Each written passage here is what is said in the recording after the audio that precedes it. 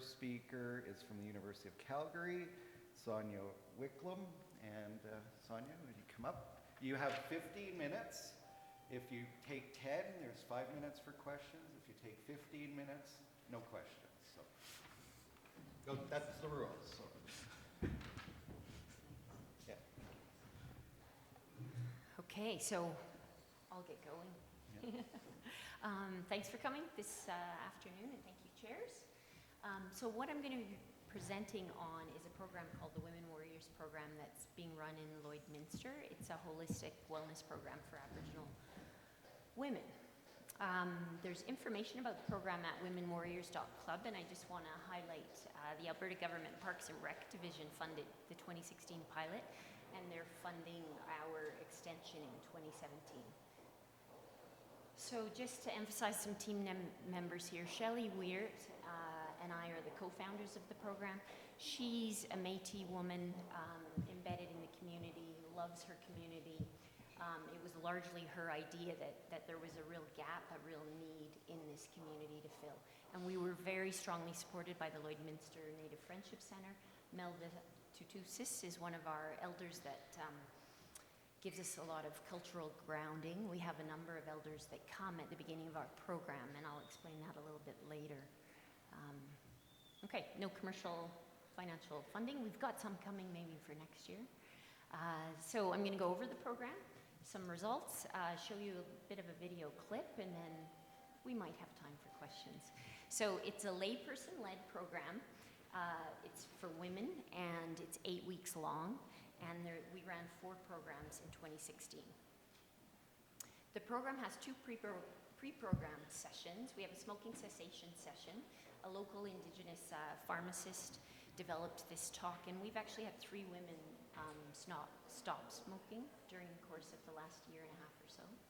And then a pre-programmed session to do their consents and to do anthropometric measures. Then each session, so it's once a week for 8 weeks. It's an hour and 15 minutes. 45 minutes you come in, you exercise. We bring in a different facilitator from the community, different types of exercise. They get to know the participants. Participants hopefully get comfortable with them, so they might graduate and feel comfortable working out in the community. And then we obviously teach things to do at home. Everybody's given a pedometer, and we encourage increasing step counts. After the 45 minutes of exercise, there's 15 minutes of a round circle discussion. Those of you familiar with Indigenous culture, it's a common practice sitting in a round circle. We use a talking stick, and it's a great time. You know, we've heard through this week the importance of determining the drivers of healthy lifestyle changes. This is the time that we explore it. So we look at barriers and facilitators to change, and we explore them. And then we just do a nugget of nutrition education at the end, 15 minutes. We do some demos. Our one objective was increasing fruits and vegetables. And then we try to touch on the topics that really interest the ladies in each group. Okay. Then every week on Saturday, there was an optional urban polling session that they could attend. They have access, the lay facilitator has access to myself as a medical doctor. We do a lot of liaising with the local medical community, so we bring them in to talk and introduce them to the group. And very importantly, there's a private Facebook group that we establish. The core objectives are to develop a community of healthy living support for the ladies and to empower them. So this is what the round circle discussion looks like. So we ran 92 people through the program, 25% discontinuation rate, which was attending 2 or fewer sessions out of the 8. And in the end, we analyzed 49 women. So these were just newcomers that we analyzed, because a few people were returners. About half from Saskatchewan, half from Alberta. Lloydminster sits on the border. About half Indigenous, half non-Indigenous. And this ended up being a really key component for this community. There's a lot of racial bias. There's discrimination in this town. And women who were non-Indigenous or Indigenous often chose to do the program because it was their one place to actually integrate in the community. So a nice touch on reconciliation, and that's something that we're pursuing, studying a lot more qualitatively next year. Mean age age 37, BMI 32.9, 4% only had type 2 diabetes, 30% smokers. The red line this is steps per week. We did mixed method. As you can see, weeks 0 to 8, we see nicely, thankfully, an increase in steps. We did do an assessment of total minutes of physical activity pre and post. In the end, the tool that we used didn't work out very well. We had only 17 pairs to analyze. We did see an increase of 50 minutes. And this next year, we're choosing to use the World Health Organization's Global Physical Activity Questionnaire. We did, though, see an increase in the sports and physical activities they listed pre and post program. We did see some improvements in physical measurements, body weight, and systolic blood pressure. And then for confidence, so SMART goals, we discussed at the beginning. 57% of individuals sort of fulfilled their physical activity goal, 71% their nutrition goal. We did see an increase in confidence in exercising in a group and an increase in confidence in the 5 servings of fruits and vegetables. We asked kind of a loaded question at the end, which just was a description of how you're basically feeling and what you feared about your health. And we did see a nice shift from the more negative comments like overwhelmed, out of control, to the more neutral or positive comments. And we did do some health-related quality of life scores, but we're just analyzing those now. We interviewed 21 individuals and just very briefly highlighted barriers to healthy lifestyle changes. Cost of food and accessing facilities came out very high. Burdened by life stressors, very significant for the group. People with limited social networks had a hard time getting to the programming. An interesting one for us healthcare providers, a lot of reason why they're not attending sessions in the community, like the local PCN does an intensive lifestyle intervention, but they're not going, and some of it has to do with negative previous experiences in healthcare. And then obviously injuries, loss of strength, postpartum, depression, medication, all barriers. And the facilitators, which we were surprised, was that these women that attended the program were very supported by their families. And then they felt that the program provided a lot of support. So now I'm gonna just pop into a video just to preface it. So we ran adjunct programs to the Women Warriors. So we did a photo voice workshop. So this is a sample of a woman, Ashley, who did her photo voice. She's describing it at our Women in Violence conference, which was a day-and-a-half conference that came out of the Women Warriors program too. And here, there was a death in Saskatchewan, and she talks about it in here.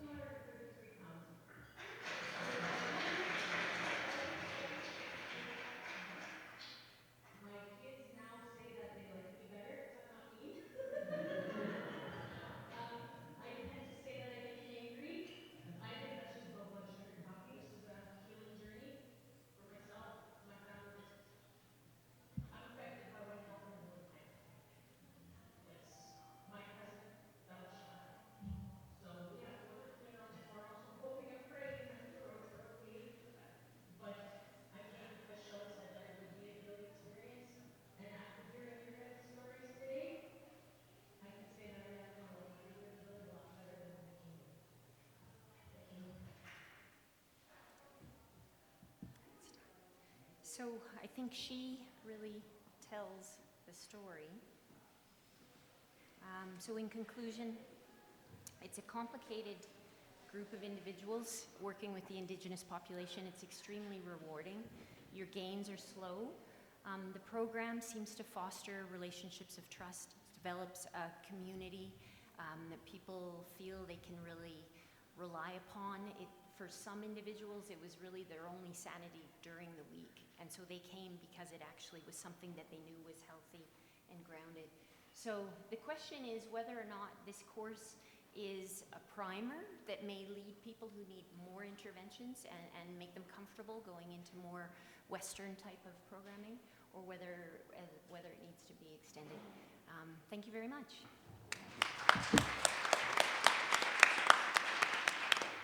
Thank you, Sonia. I think we have some time for questions. I have a question. Sure.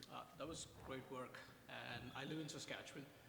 I'm part of the Indigenous Peoples Health Research Center, and I see that you've done some participatory work, and for everyone here, could you tell us what some of the challenges when you go into the communities, and where do you see this program going forward? Because replicability is an issue when it comes to First Nations communities, because every community is distinct. Even if they are 50 kilometers away from each other, you need a different intervention. Yeah, so great question. So I lived on a reservation for 6 years, and then I've worked with off-reserve Aboriginal groups in the Maritime provinces for many years. And so what's neat about this program is that the lay individual, that it came from her, supported by her community, wanting to do it. And I think that's absolutely essential. I would argue, and it's neat, we've recently been at some sessions with various groups from around Alberta, that yes, there are different protocols with every reserve, but don't be scared of them. Just be open and find out about them. But I do think if there's one thing I've learned over many years is that it has to come from them. So we are able to scale this. We've been asked by Stoney, Siksika, Sutina, lots of the reserves in the Lloyd area, and then Social Work Department at City of Calgary. People are finding us on the website, and so we'll only be scalable, but they have to have the champion. They have to have the Shelley that's fantastic, on the ground, motivated, and we'll support them sort of from a central hub. And then of course in the manual we've adapted it sort of the medicine wheel, which is of the prairies. So you would also have to adapt it to something else if you're West Coast, or a little bit different if East Coast. Thank you. Are there any other questions for Sonia? Well, thank you very much. It was very interesting.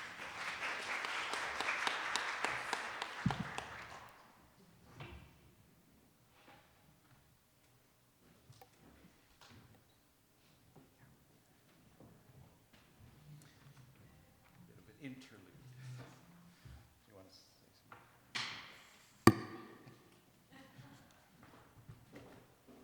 Okay, so our next speaker is Tarun Katapali, and he's from the University of Regina, and he's going to be speaking on sustained participation in running, sports, fitness, and dance activities throughout adolescence and body composition in early adulthood. Thanks. You're very welcome. Yep.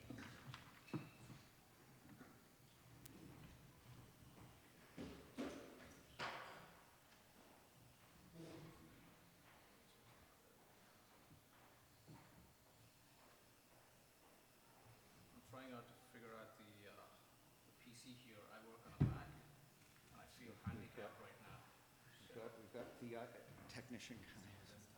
Okay, I'm on the desktop. I'm trying to figure out which one it's a lot of, I think that's it.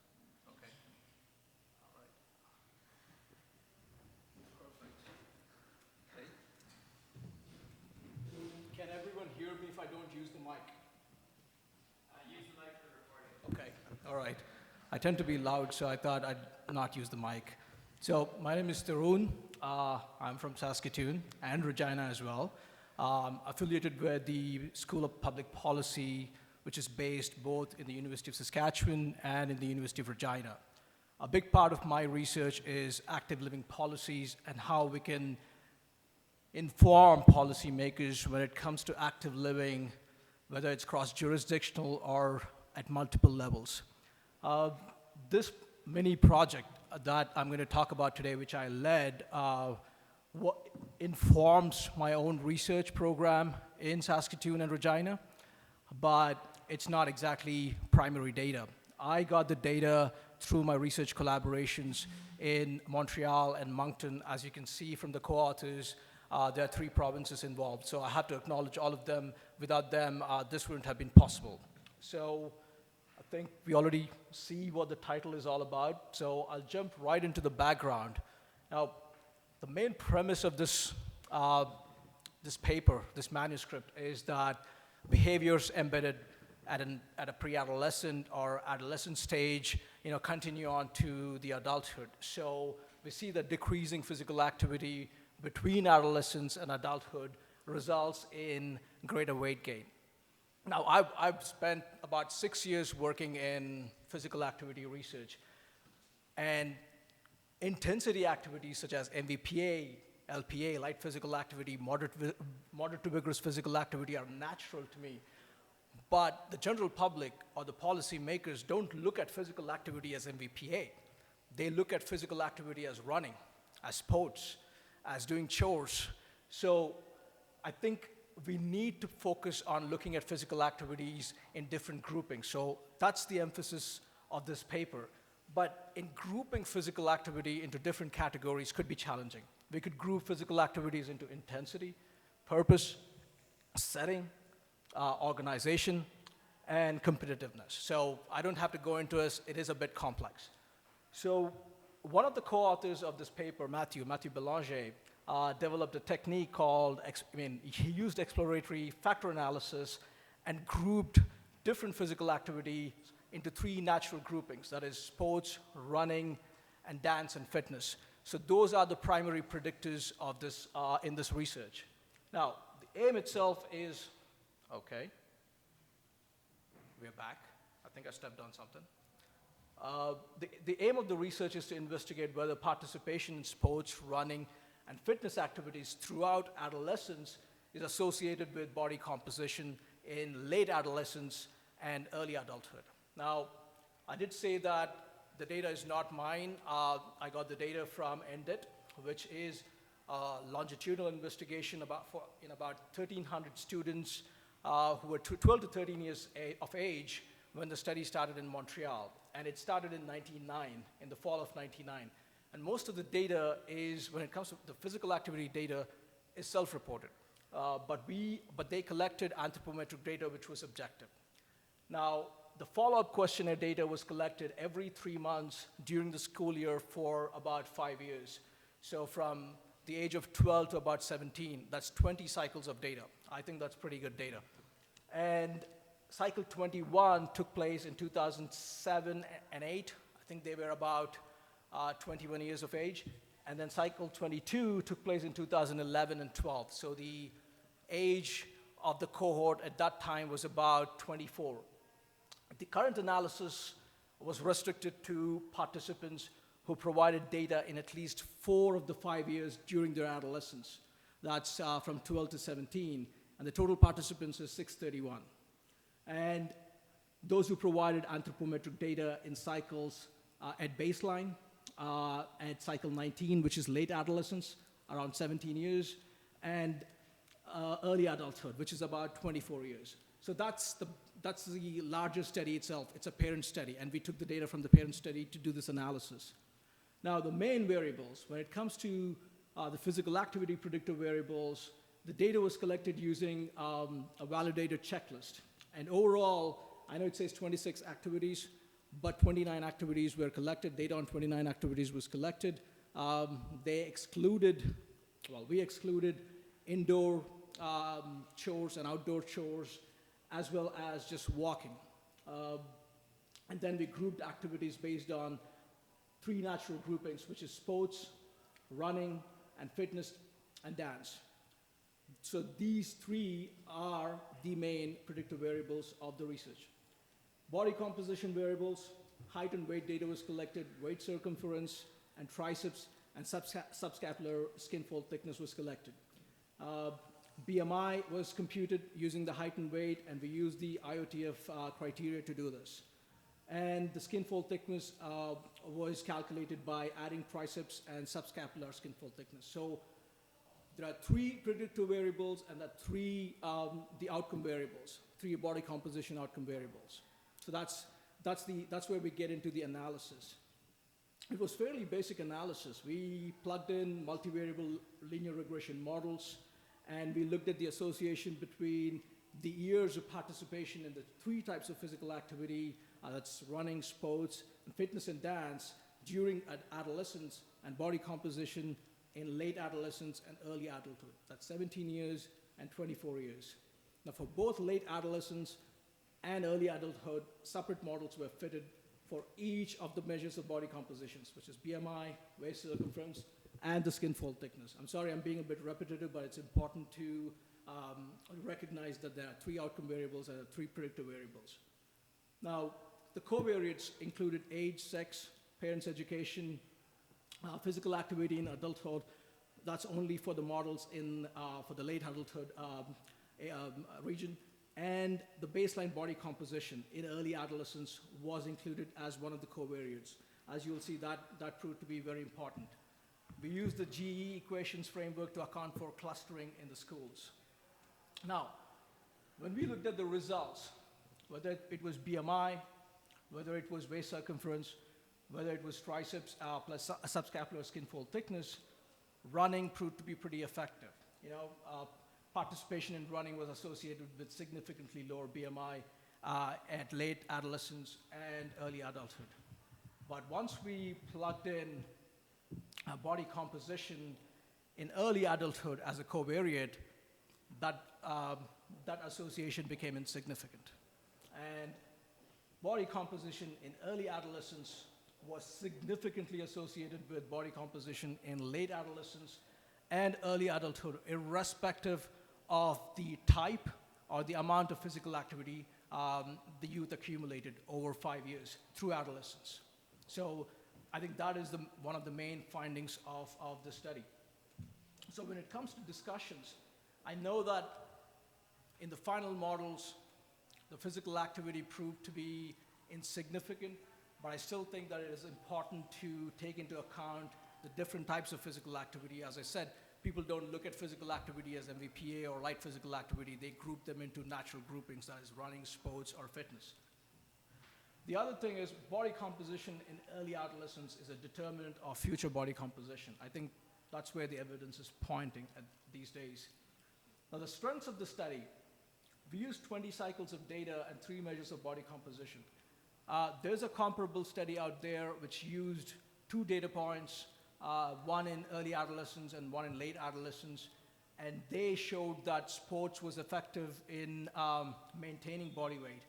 But I feel that since we have larger cycles of data, our data has more power when it comes to these results, and that will come out in the discussions when the manuscript is published. Of course, the weaknesses are, it is self-reported physical activity data, and there were some dropouts as we went forward. Now, when I started the presentation, I did talk about how this informs my own research program, is the whole life course perspective we take in population health research, which is the focus on early years. And what this study tells me is the earlier you intervene, the better it is. And that's a big part of my research focus. So that's basically this manuscript, and I don't think it would have been possible without the ENDIT team who secured the funding and did the study. Matthew Belanger, who's at University of Moncton, he's one of my research partners, and a School of Public Policy in the University of Regina, which provided funding to publish this manuscript. Thank you. Thank you. Are there questions for Tarun?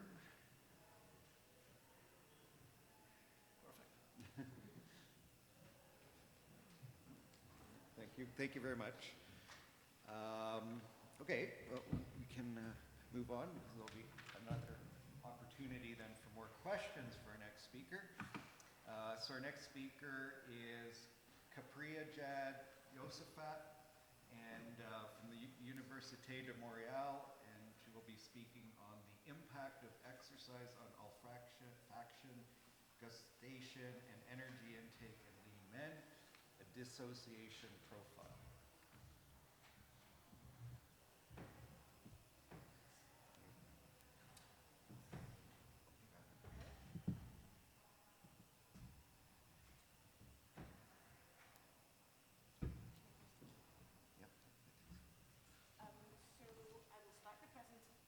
Can everyone hear me? I will start the presentation by with the disclosure, so nothing to disclose. So I'll be practicing my English today, so bear with me. Today we'll be talking about the impact of exercise on sensory perceptions and energy intakes in men. So we all know about the energy balance, which is composed on one side by the energy intakes and on the other side by energy expenditure. So when we talk about exercise or physical activity, we have a tendency to see it as only a means to increase energy expenditure. However, the recent literature have reported that exercise or physical activity could have an impact on energy intake, and that in fact certain types of exercise could have the potential to change the energy intake qualitatively as well as quantitatively. So, for instance, Albert and colleagues have reported that when placed close to a meal compared to 2 hours prior to mealtime, exercise reduced the energy intake by 11% and total overall lipid intake by 23%. So, numerous studies have reported a change in the kinematic of orexigenic and anorexigenic hormones following exercise. So typically we would see after a bout of high intensity exercise a reduction in orexigenic ghrelin and an increase in anorexigenic hormones such as leptin and all the gut hormones. However, this does not really provide an explanation for the decrease in fat intake.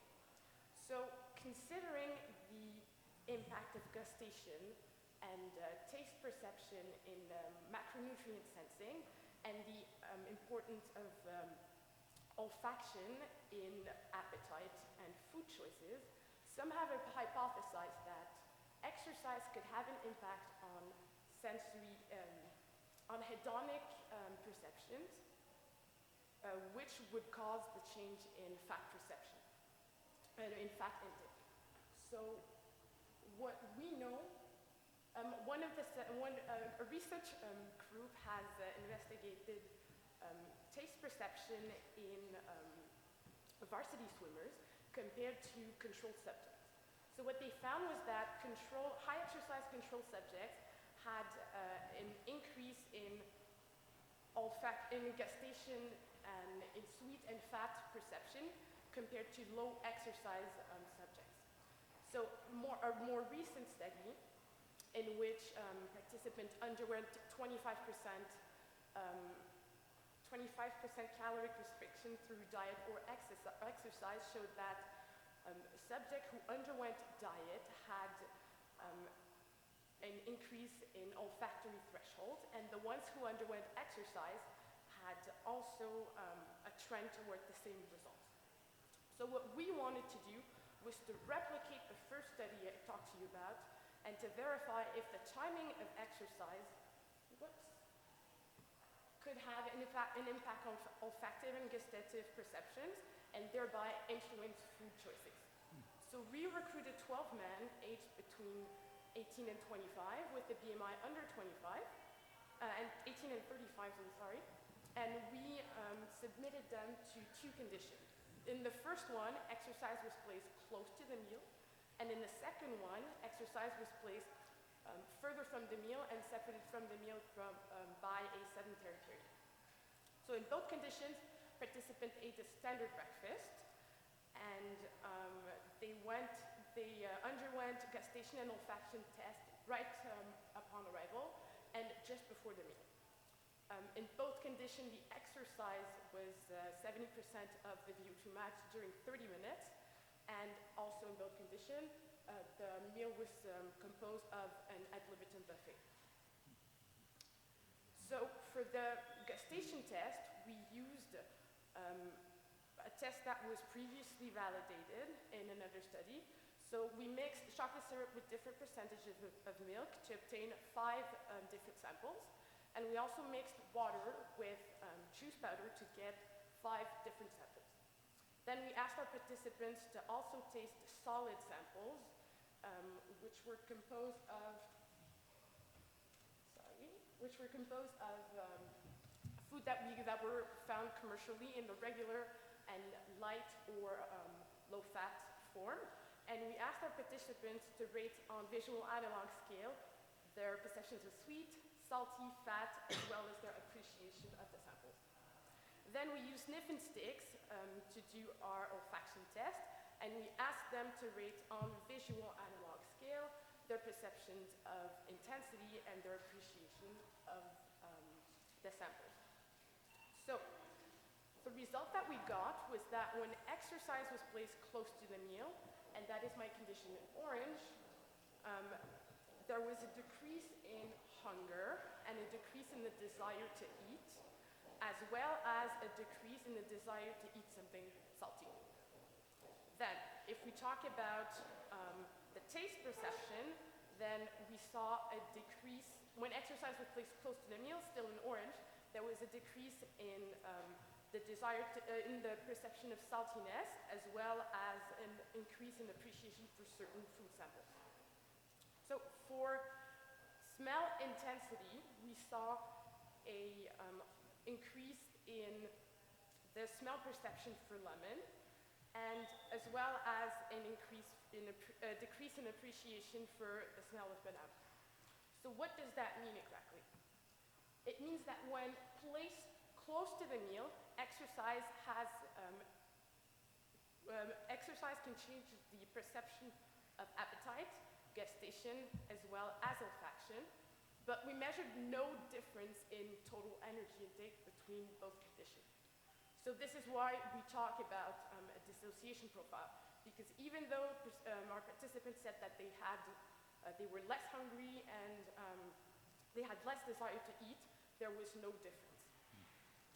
So obviously this study is not without limitation. So the first limitation could be the gustative and olfactive tests in themselves. So some studies have reported that when participants tasted sweet liquid, or when they rinsed their mouth with sweet liquids, there was an increase in the performance after a sport, during a sport. And the second limitation would be as well that the effect of hydration. So even though the hydration is not very likely to have an influence on total food intake, it could have an influence on salty perceptions. So in the future, what we would like to do would be to replicate this study with objective measures of olfaction and gustation. And since we're not all equal faced to exercise, it would be interesting to replicate this study with different timings of exercise and different populations to be able to make the best prescription of exercise in order to maximize weight loss. So that's it. I'd like to acknowledge all the participants, the interns, and obviously the funding.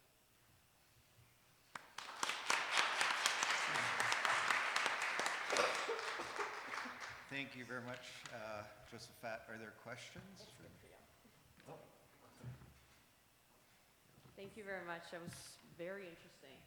I actually have 2 questions, if I can. Yeah. My first one being, did you measure odor threshold as well? That was raised, but we did not. Okay. Not in this study. Okay. And my second question is that we often find dissociations between our olfaction and appetite measurements with energy intake at lunch. So here's a bit of a curveball. What do you think, or can you hypothesize on what may contribute to this dissociation? So why is it that, like, even though we're hungrier, we don't actually eat more, or we actually eat more even though we say we're not hungry, for instance? In this study, so like I said, limitation was that you give sensory input, right? So obviously it might have a change. It might have not changed, or it might have regulated total energy intake. But in this, just in general, it's very hard to understand. It's very Humans hard. are complicated Yeah. beings, eh? Because most of the studies that have looked at the hormones, then after a certain period of time, let's say an hour or two, they can still see a decrease in the hormones, in the orexigenic hormones, and an increase in anorexigenic hormones, but still there's no difference in energy intake at some point. So maybe it could be the population that we chose, or it could be something totally different, because in the literature, then some studies say there's a difference, some say they don't. Maybe it's the exercise prescription as well. Totally. Thank you very much. Another question? Yep. Hi there. Thank you for your presentation. I have two questions as well. The first question is regarding your implication of this project. So I understand that if you're doing more physical activity, you have higher perceptions of fat and sugar. But at the same time, how would you take these results and apply it to a certain population, or what are your implications after that? Okay, so in this study, we only looked at one bout of exercise, right? If we're just talking about my study, then I would say that maybe it's better to place or to time your exercise with your meal. So if there's an increase in taste perception, then maybe you'd rather exercise right before your meal, because you might appreciate your meal better, or do the contrary, so put your exercise further from your meal. Now, if you're talking about the chronic effect of exercise, then it has been shown that people who don't exercise much don't have really good appetite regulation, or they would eat more than what they should, and the ones that exercise a lot as well. So it's kind of like a U-shaped curve. So people who exercise more have better appetite regulation. So we would say that exercise could help you regulate your appetite if you do it at the right time, or if you do it at the right timing. Does that answer your question, or is it like completely off? I'm not sure what's the right time for me to work out, so that I don't have those perceptions of fat and sugar. So. But do you exercise? Some other studies have shown that if you kind of like measure the same thing in people who exercise regularly, then there's no results, because these people already exercise regularly. So maybe our participants, or maybe you, for instance, you're already benefiting from the regulating effect of exercise. So you can't see a difference because you're exercising regularly. Okay. All right, thank you. The second was, sorry, I think you might have mentioned that as well, the total energy intake. Yeah. Did you adjust for total energy intake in both control and the one who, in the groups or all, or no? It's the same participants. And they were taking the same amount of calories overall, and same Yes. kind of food as well, in terms of, I beg your pardon? and same kind of food as well, in terms of macronutrients, in terms of like in their breakfast, lunch, or whatnot. Okay, so we did not look at the types of food they chose, but in macronutrient intake it was the same. So there was no significant difference. Okay, thank you. Okay, thank you, Capriya.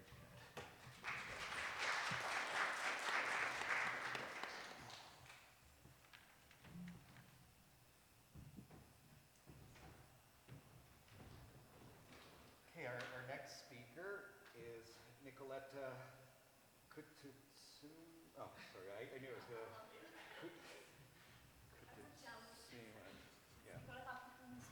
Oh, okay. Thank you. Okay, yeah. I can read her title, though. Neighborhood Walkability and its Association with Child Weight Status in Quebec, Findings from the Quality Study.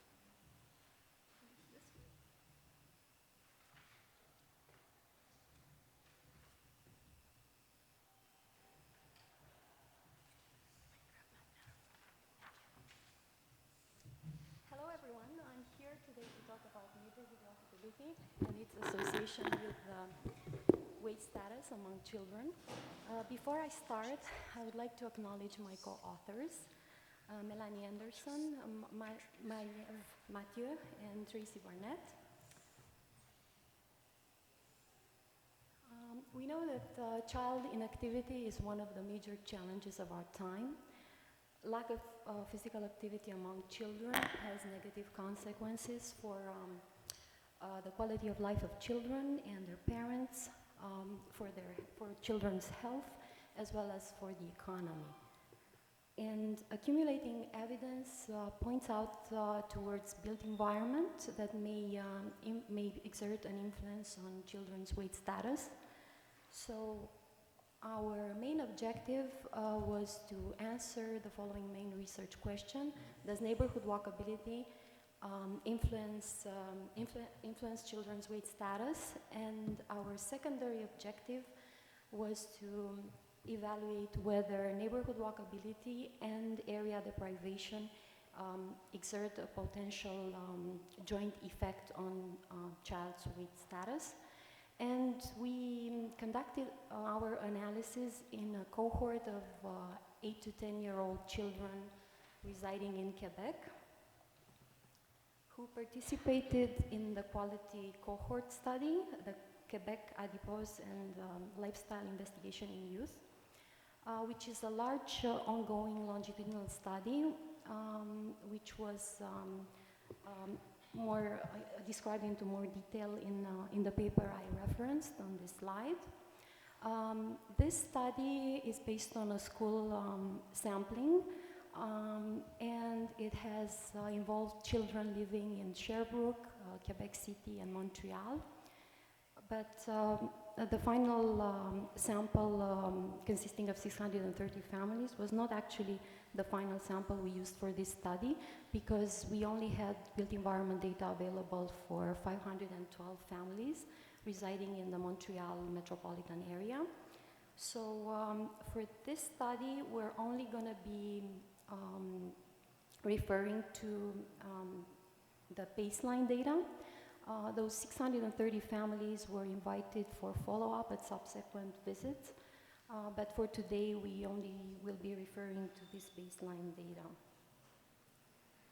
In terms of our methodology, our outcome measure was weight status, which was measured based on measured height and weight, and was assessed using the CDC age and sex-specific percentile BMI, which was dichotomized into non-obese and obese.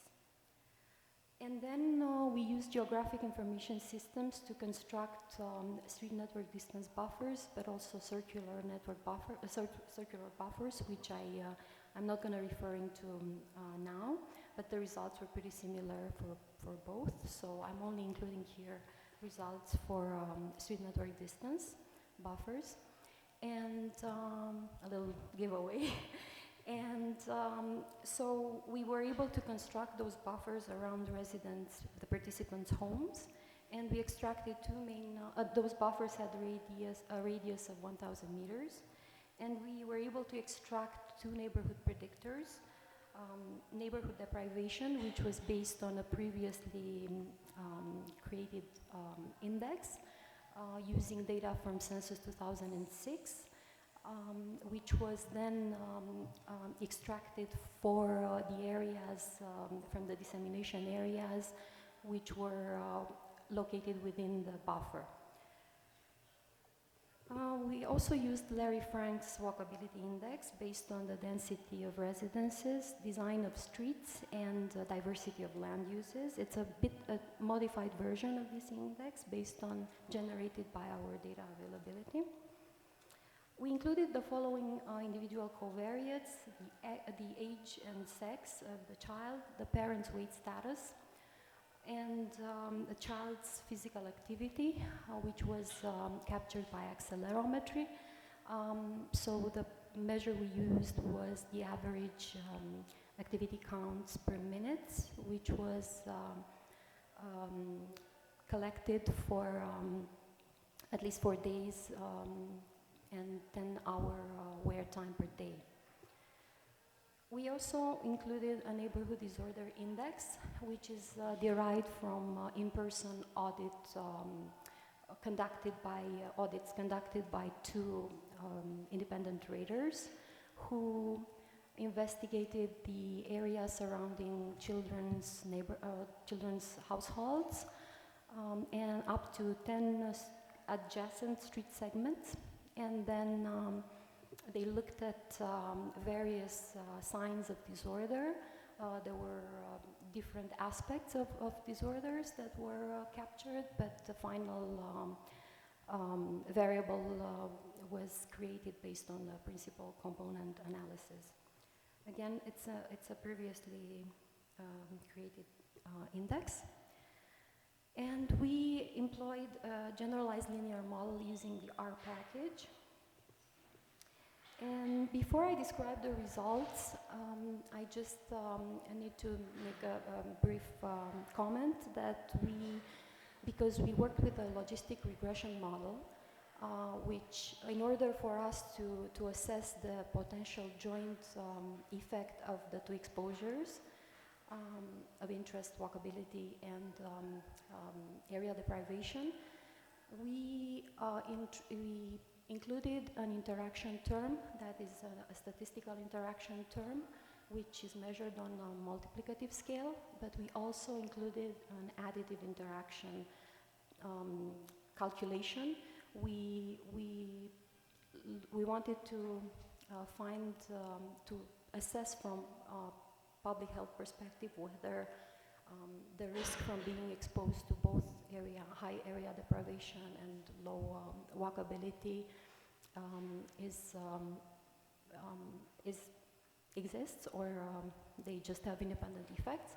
So in order to do that, we had to actually recode walkability following the recommendation by Knoll and colleagues. So the new recoded variable was named, if you will, unwalkability or counter walkability, to change the walkability from a preventive factor into a risk factor. And so it may seem funny, but both deprivation and the unwalkability, they had to work in the same direction. And as you see, the statistical interaction was not significant. And then we used several measures. There are 3 established measures of assessing additive interaction. I'm only going to be referring to the first one, to the relative excess risk due to interaction, the RERI index. And just to illustrate, if this is the background risk for all the children, we wanted to see whether the excess risk from being exposed to one exposure, in this case unwalkability, and the excess risk of being exposed to the other exposure, area deprivation, is different from the excess risk of being exposed to both exposures. That is whether there is any potential either synergetic or antagonistic effect, joint effect. Basically, if the presence of interaction adds to the risk that is expected from being exposed to those two exposures. And as you can see, the interaction, the risk from interaction was negligible. We calculated confidence intervals based on a bootstrapping technique of 10,000 permutations, and the interaction, the additive interaction, was not significant. So the final model with deprivation and unwalkability shows that both exposures were significant. So we found that walkability and area deprivation exert independent effects, which is consistent with some of the existing literature, which points out that if we implement policies to ameliorate everyday environments, we may help reducing the likelihood of being obese among children.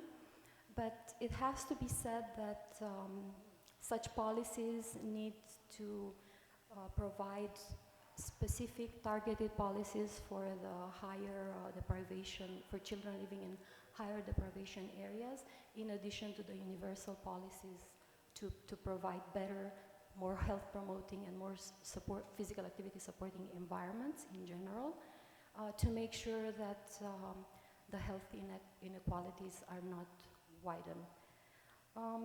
To conclude, I just briefly touched upon the role of the built environment, but that's not to say that the unbuilt environment is not important as well.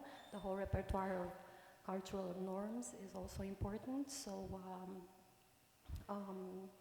only by applying policies that are friendly for physical activity, and we change our cultural norms as a society, we can arrive at healthier built environments.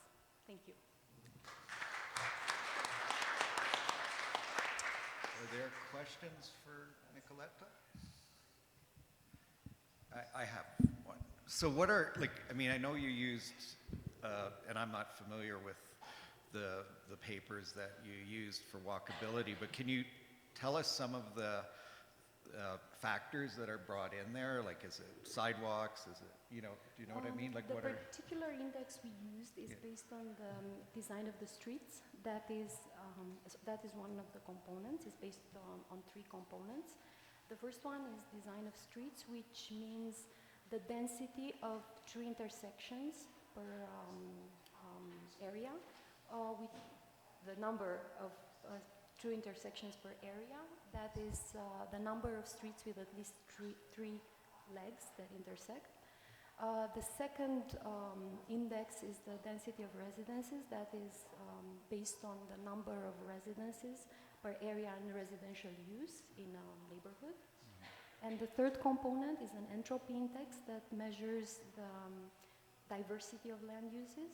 Is based on residential, institutional, office, entertainment land uses.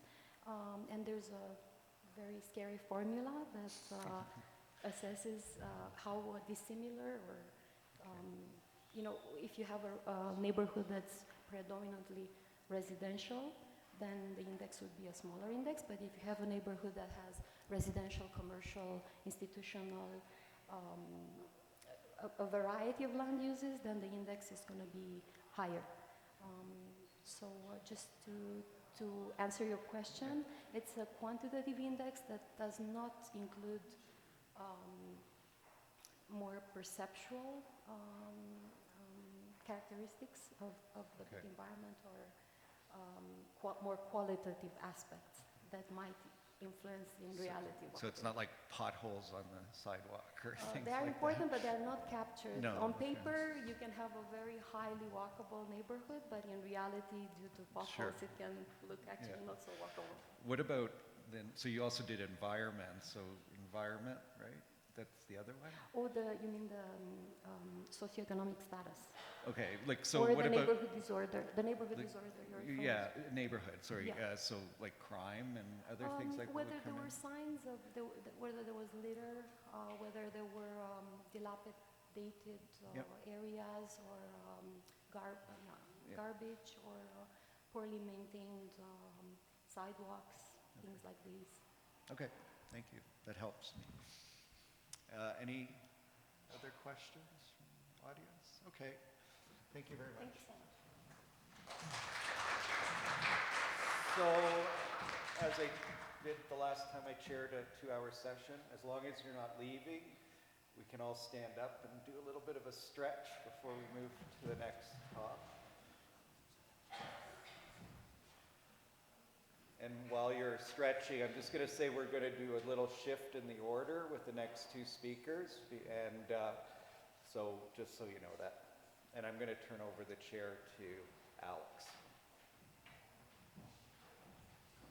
All right, so next up we have Lucia Hinsey from the University of Ottawa. She will be speaking to us about resistance training after weight loss has no impact on body composition and on energy expenditure in overweight and obese postmenopausal women, a Monet study.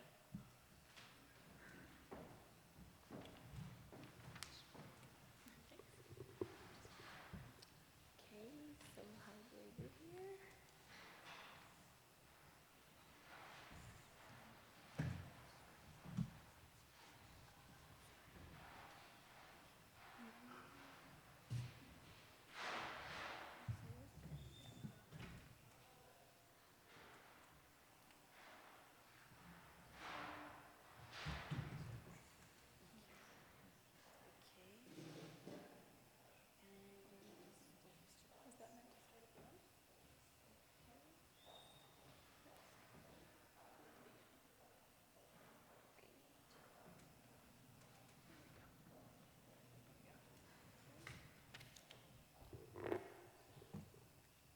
for the introduction, and thank you very much for the shifting, and we really appreciate that.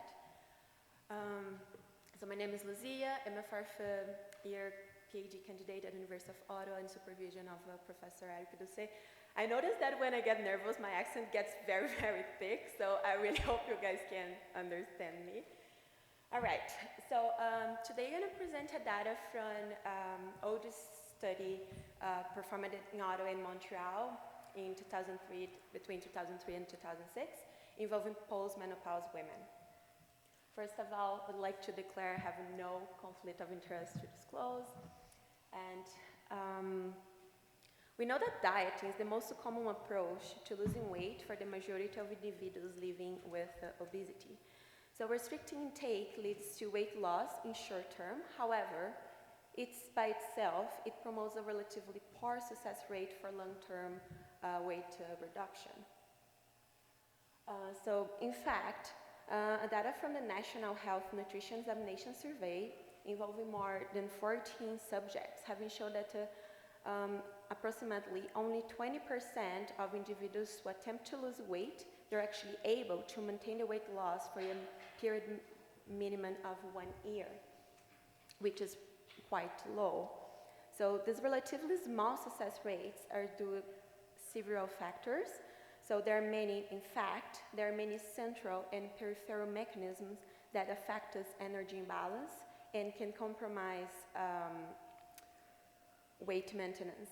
So I don't know if many of you that were this morning in this room in Professor Dr. Doucet talk in the morning, so actually we are discussing those potential mechanisms that can compromise weight maintenance.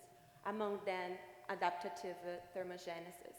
So adaptive thermogenesis is described as decreased in energy expenditure beyond what can be predicted by loss of fat mass and fat-free mass mainly.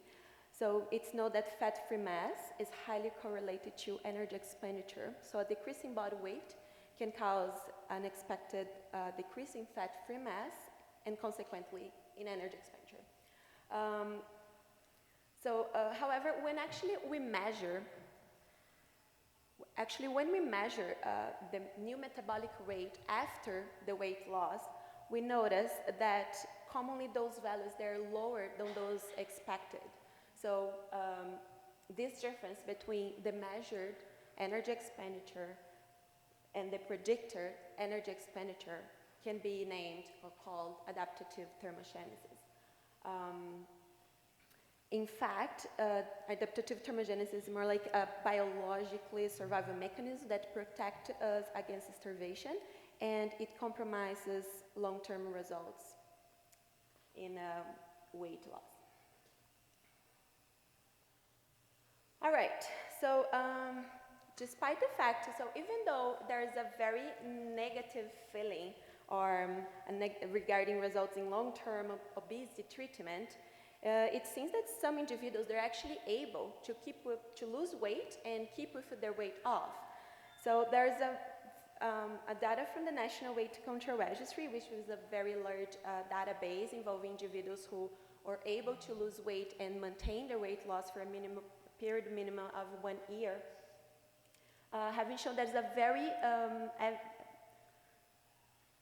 evidences having shown that those individuals, they're always involved in physical activity. So a very common behavior among those individuals who lost weight is increase the levels of physical activity. Along the same lines, clinical trials were conducted in order to evaluate the role of aerobic training in weight loss maintenance. So this study in 1999 showed that 12 months of endurance training practiced 3 to 4 times a week did not result in a greater weight loss maintenance. However, individuals who are training, they had better, they had lower fat mass. Other evidence reported the inclusion of a walking program into weight maintenance program can improve the weight maintenance. So considering those evidences, it seems that there is a positive effect of aerobic training and weight loss maintenance. But what about resistance training?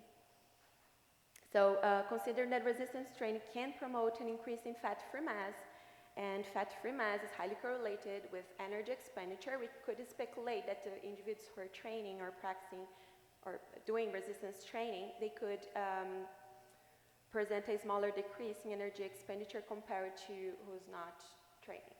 So in this way, the objectives of the study are to examine the effect of a 12-month resistance training program on weight loss maintenance and energy expenditure following a 6-month diet weight loss intervention, and to compare the predictor versus the measured values of resting metabolic rate after 12 months resistance training program following a 6-month weight loss intervention. So for that, it was conducted a randomized clinical trial involving a total of 137 postmenopause women. Participants, they were randomized in 2 different groups. My apologies for that. Participants were randomized in 2 distinct groups, so resistance plus caloric restriction, or only caloric restriction group for the period of 6 months. So this is the first phase of the trial.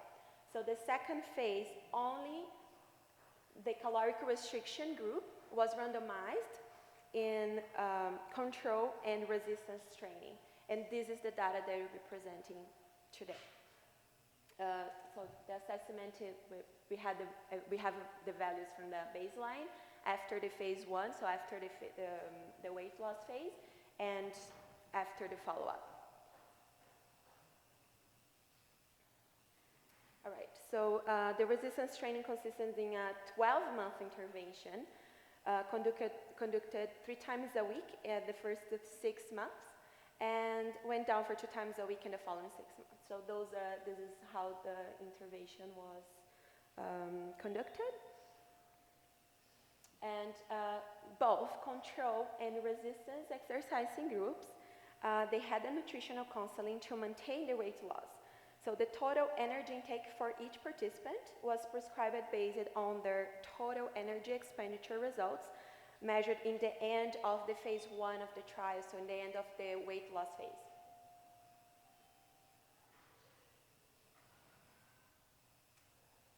All right, so the measures involved anthropometric variables, body composition was assessed by DEXA scan, and visceral subcutaneous abdominal fat by CT scan using L4 and L5 vertebral disc as an anatomical reference.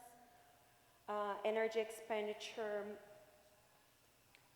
so all components of energy expenditure we measured, starting with the resting metabolic rate measured by indirect calorimetry. Total energy expenditure was measured by doubly labeled water, and with those 2 variables we calculated the physical activity energy expenditure. And the statistical analysis, the data analyzed was we used the SPSS for the data analysis. So the values of 137 women from baseline, it was used in a stepwise multiple regression to define the best predictors of resting metabolic rate. So the independent variables were age, height, weight, fat mass, and fat-free mass. However, only fat-free mass and body weight met the entry criteria. And the following equation was then computed and used the two-way ANOVA to observe changes over time and the interaction between time and group following weight loss maintenance. So the results. So the results is having shown the intervention actually promote a weight loss of approximately 6% in the control group. After the maintenance phase, the weight loss was in approximately 4.9%, showing an increase. So during this the maintenance phase, increasing 1.24%, while in the resistance group, the total weight loss in the first phase was approximately 5%, became 3.6% after the maintenance phase. So those participants, they had an increase of 1.7% after the follow-up, so after the maintenance phase. Okay. So the statistical analysis established a significant difference over time for all anthropometric and body composition variables measured. However, no interaction between time and group were verified. So basically, control and resistance group, they presented the same results in the end of the maintenance phase. So similar results we saw for the resting metabolic rate. So resting metabolic rate changed over time, so it decreased over time. However, was not different between groups. So no interaction was verified. So the figure 1 compares the predicted and the measured values of resting metabolic rates in both groups during the weight loss and maintenance phases. So the predictor values, they are in blue, and the measured values, they are in red. So significance, we notice different significance over time. We notice that the predictive value, it was significantly higher than actually the measured. However, no difference between group was verified again.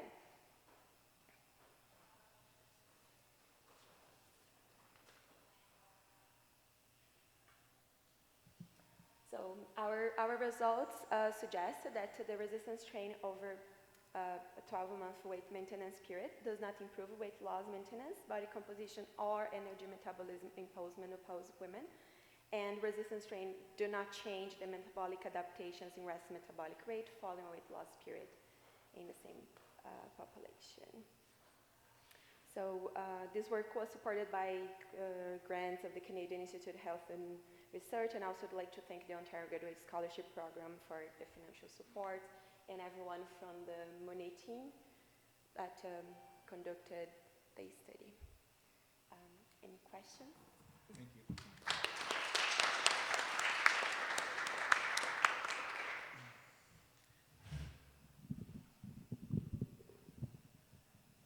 Thanks for that. Randomized controlled trials are always a lot of work, so I applaud you for all your hard work.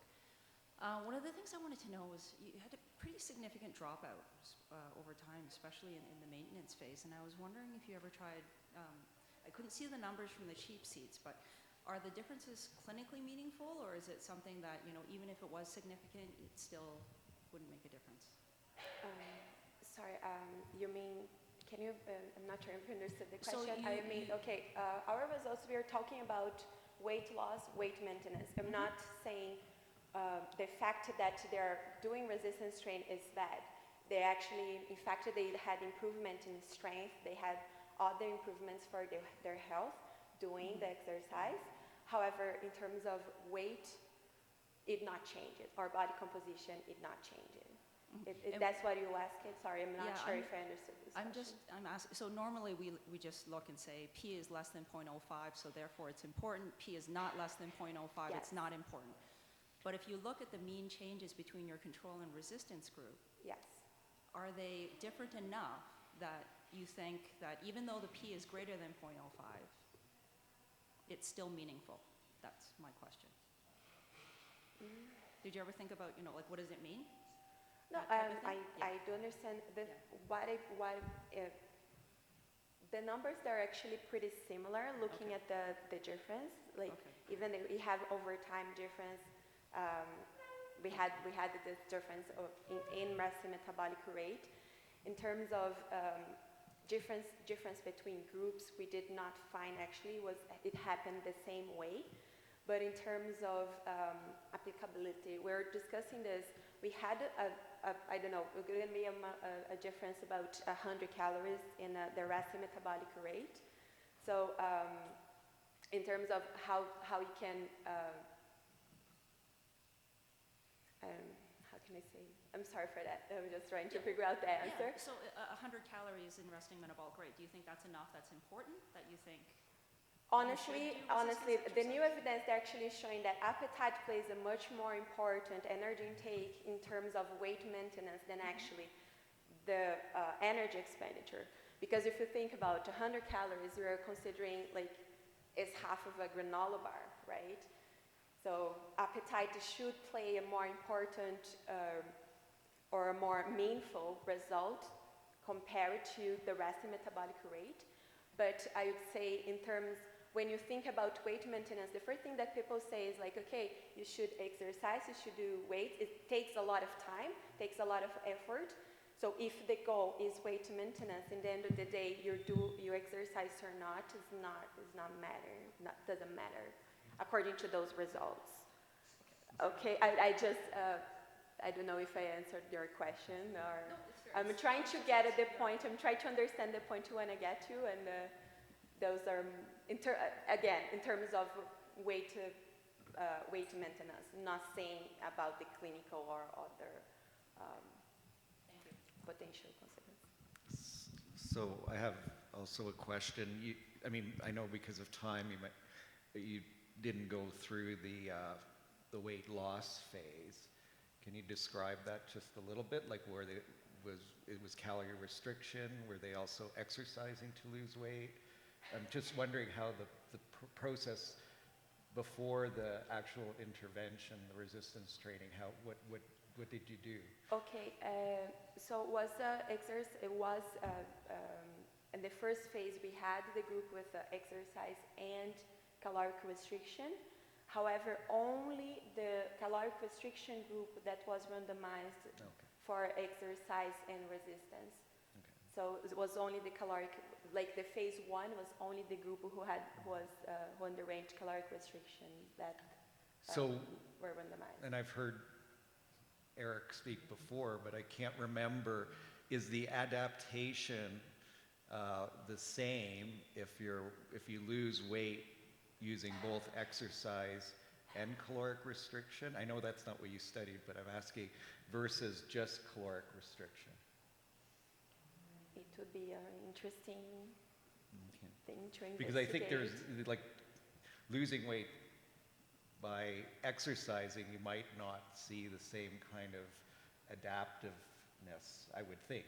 Well, according to this data, we are looking at the maintenance, not during the caloric restriction, not during the weight loss phase.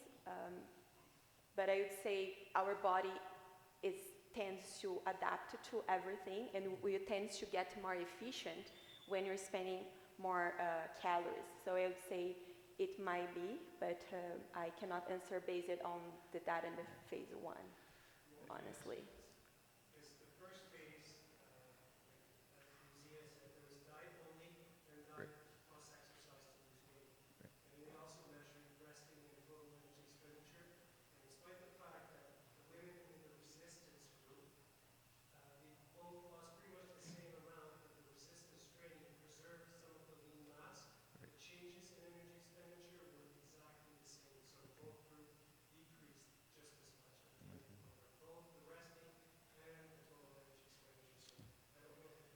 Yeah, no, it does. Thank you. And my final question, and this is of curiosity, it was very nice that when you did your stepwise linear regression to come up with your energy requirement equation, like your total energy expenditure equation, the model was age and fat-free mass. Did you look at how that compares to the DRI values? Like you know what I mean? Like there's an argument that we should be using fat-free mass as one of the predictors for energy expenditure, and that's what you found. The DRI equations don't use fat-free mass because we don't measure fat-free mass in people, but did you compare the two equations? If I compared the equation, I'm not sure. Your supervisor's sure if the question. That's a paper. Okay. And they're different, I would think. Thank you. Okay, thank you.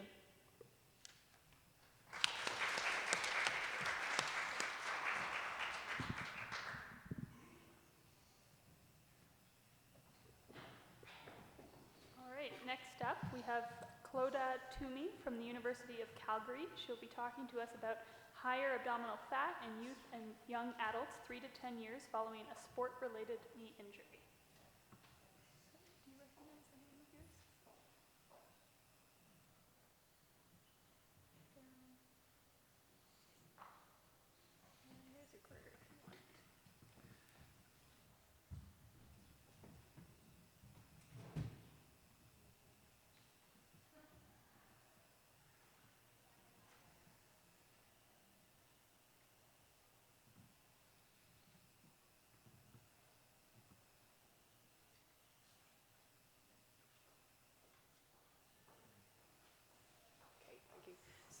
just going to change the focus a little bit and look at fat mass gain after sport injury now. So I've no conflicts to disclose. So sustaining a knee injury in youth sport can lead to adverse consequences over an individual's lifetime, including an increased risk of developing knee osteoarthritis 10 to 20 years later. And while a lot of attention is focused on rehabilitation immediately post-injury, and also looking at treatment outcomes once symptoms have developed, not a lot of focus is on that 10 to 20 years in the middle. So one hypothesis is that a decrease in physical activity after a sport injury, so this can often be due to fear of re-injury, pain or functional limitations, can result in an increase in fat mass. And this can have negative outcomes on the joint. So not only does this increase mechanical loading on the joint, it also creates a highly metabolic and inflammatory environment, which can induce joint degradation and lead to osteoarthritis. So from a biomechanical perspective, fat mass is essentially a non-contractile tissue. It increases the joint loading and compressive forces on the joint, and it doesn't offer very much in terms of supporting the joint through absorbing forces or joint stability. So we also know that it's not purely biomechanical. So when we look at osteoarthritis in the hand, for example, which is a non-weight-bearing joint, we also see that adiposity is a high risk factor. So in particular, the intra-abdominal fat mass is what I'm focusing on, due to the fact that it secretes many adipokines, pro-inflammatory cytokines, which can in themselves induce joint degradation and break down the cartilage, leading to joint osteoarthritis. So to have a look at this in individuals who've had a sport injury, I utilised the Alberta Youth Prevention of Early Osteoarthritis study. This is a matched pair longitudinal cohort. So the novel thing about this study is that we have 100 individuals who have a history of knee injury, so that they sustained playing a sport when they were under the age of 18. And then each of these individuals is matched by age, sex, and the sport at the time of injury to an individual who did not sustain a knee injury. And this is a longitudinal follow-up over 3 years. We're seeing them 3 to 10 years after their injury. And this study is ongoing, so we're looking at the moment at the follow-up 1 time period. So that's 3 to 10 years after. So I'm looking at the DEXA results. So we've got total fat mass, and also looking at the fat mass in the abdominal region. And this was derived by drawing a rectangle around the L1 to L4 vertebrae. And this has been validated previously compared to CT scans in visceral fat. So looking at the characteristics of this cohort, about 55% were female, median age of 22. For the injured individuals, they were about 16 when they had the injury, and that's about 7 years ago. So this is just a little bit of a side note on the outcomes that I used. So I tend to look at a fat mass index instead of fat mass percent, and I want to tell you why. So here we have 2 individuals, both very similar BMI. One individual would be classified as overweight, and the other one would be classified as obese, looking at just their BMI. But then when we take a closer look at their DEXA results, we see that they have, in fact, very, very different scores in their fat mass percentage and in their fat mass index, which is fat mass divided by their height squared, and also in their visceral fat. So that could lead to very different outcomes in their health measurements. So kind of all know this story. BMI isn't always great at telling us about their adiposity, especially in an athletic phenotype where they may have more muscle mass. So if we were to look again, hypothetically, 1 year later, and we said that one individual had lost 2 kg of lean mass, the other individual gained 2 kg of lean mass. And we take a look at how this affects their other outcomes. So we see that the BMI changes in the same direction as the lean mass because of the difference or the change in total body mass. And then if we take a look at their fat mass percentage, we see that that also changes because we're always looking at fat mass in proportion to their total body mass as well, even though there's actually been no change in their adiposity. So this is why I tend to prefer to look at the fat mass index. So we did look at many different measures of adiposity, clinical measures such as BMI and waist circumference, also their fat mass index, fat mass percent, and the abdominal fat. So what we see here on the right-hand side in the right column is the mean of the matched pair differences, so between each individual. And we see that the injured participants have higher outcomes for each of the outcomes of adiposity. So higher BMI, waist circumference, fat mass index, fat mass percent, and abdominal fat. If we look at an odds ratio, we see that previously injured participants have 2.5 times the odds of being overweight or obese, 4.5 times the odds of being in the highest quartile of fat mass index or fat mass percent, and then 5.5 times the odds of being in the highest quartile, again, of high abdominal fat compared to their uninjured match controls. So we also had a look at a multivariable analysis to examine the association between injury history and abdominal fat, while adjusting for covariates such as sex and physical activity, which was measured subjectively using a Godin leisure time exercise questionnaire. And we see here that sex wasn't a confounder or a modifier. We see that injury history, so those who were previously injured had higher abdominal fat. And we also see that physical activity was an influencer. So we see that for each 1 unit increase in physical activity, there was a 6-gram decrease in abdominal fat. So this means that while those who have been previously injured have higher abdominal fat, this can be modified by those who go back and participate in physical activity. So, return to sport and physical activity can be a contentious issue for individuals who have had a traumatic injury. Sometimes they're not able to get back to the same sport that they played or play at the same level. So perhaps we need to do a better job of identifying the limiting factors which prevent them from going back, be it psychosocial barriers, not adhering to their rehabilitation properly, or not being able to compete at the same level again. So we need to be able to modify their physical activity in a way that gets them back to some level of physical activity, and not just quitting completely.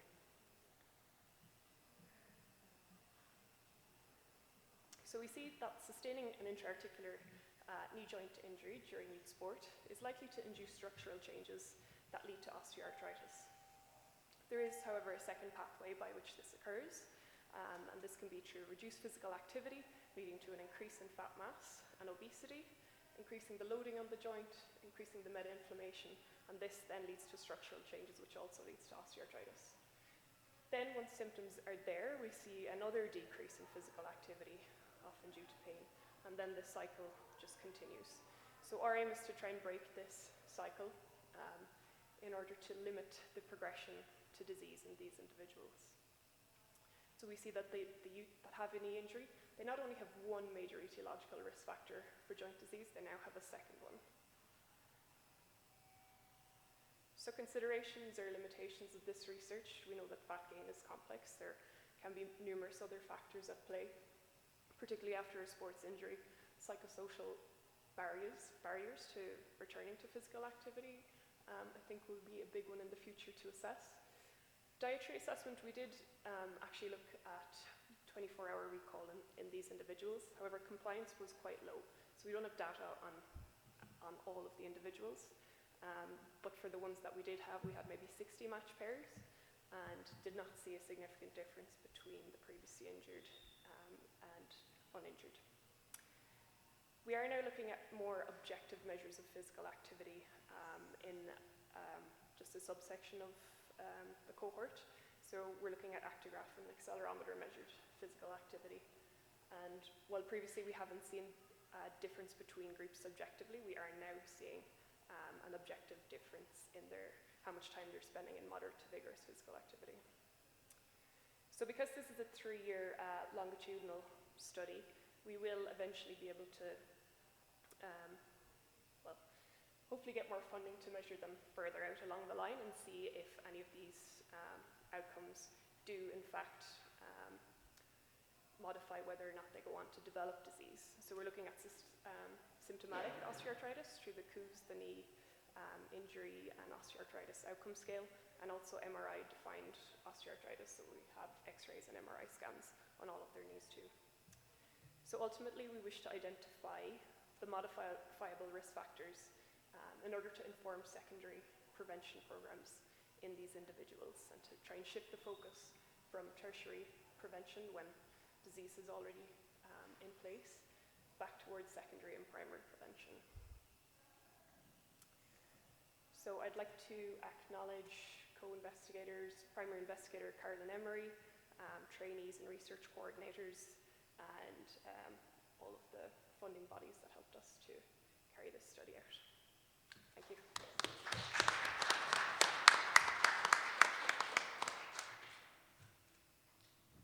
Any questions from the audience? All right, I'll ask a quick question. So, great work. I was interested to know whether you actually measured the levels of any of the adipokines or anti-inflammatory markers in these kids, and if you saw anything there. Yeah, so it is quite a big study. I have just focused on a number of outcomes, but we are measuring them on a lot of different outcomes. So we do have blood biomarkers. There is a different investigator who's looking at those right now. So we will actually have those and over a longitudinal period as well. So that will be interesting. Yeah. Great. Okay, I'm going to ask you a circular question. So, you're saying that sports injury leads to higher risk of obesity, but we're telling kids to prevent obesity that they should engage in physical activity in sports, where they therefore can get injured. Yeah.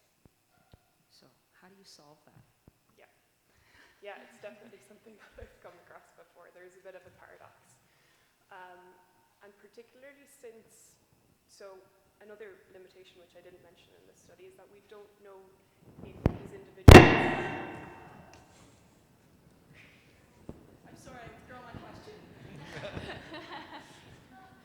So we don't know if these individuals had higher fat mass before they got injured or not, because we're looking at them at a specific time point after they got injured. But we do know that obesity is in fact a risk factor for sport injury.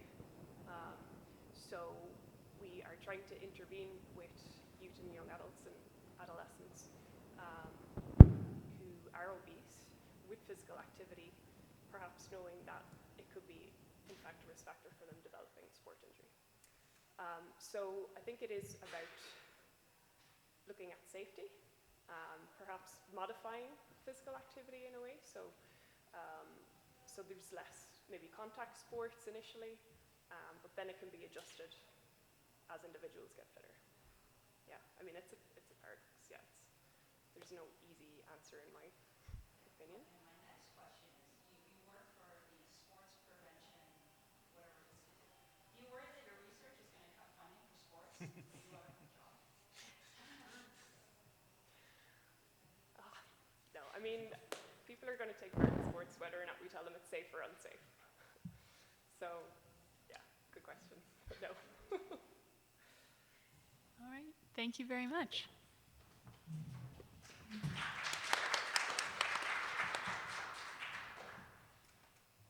All right, our next speaker is Marie-Ève Mathieu from the Université de Montréal and Saint-Justine. She will be speaking to us about active desks and excess body weight, a review by the Fit24 network.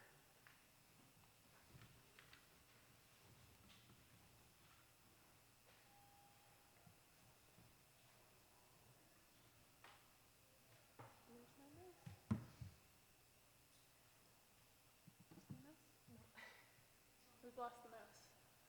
Oh, we got it back. This one?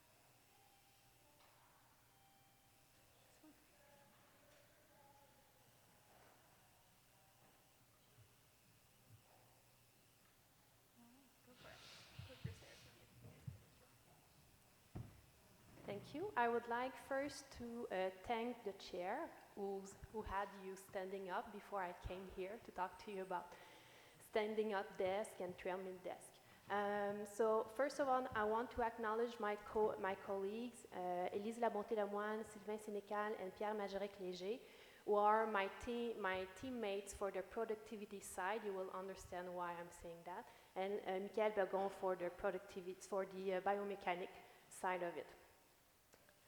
So we have some partners for that project. We are funded by CIHR and SHRC, I should say.